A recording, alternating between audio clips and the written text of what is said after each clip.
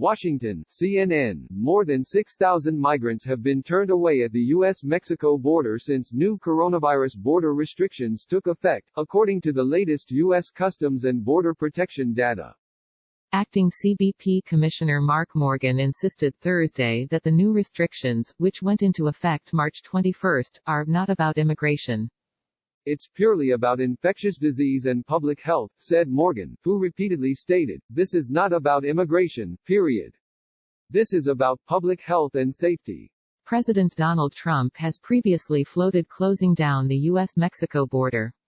Late last month, the administration invoked Centers for Disease Control and Protection authorities that allowed the U.S. to immediately expel migrants encountered at the border. CBP is expelling 80% of everyone encountered in less than 2 hours. As a result, the number of people in its custody has drastically dropped. Morgan said Thursday there are currently fewer than 100 people in custody.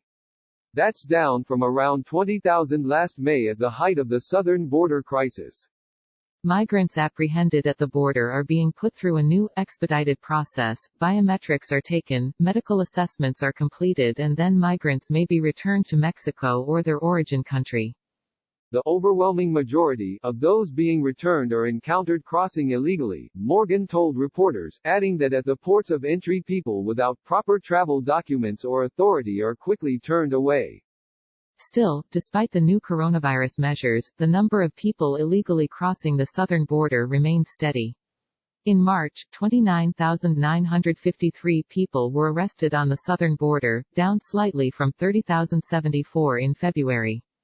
The majority of migrants encountered by the agency are single adults from Mexico and people from the Northern Triangle countries of Guatemala, El Salvador and Honduras, said Morgan.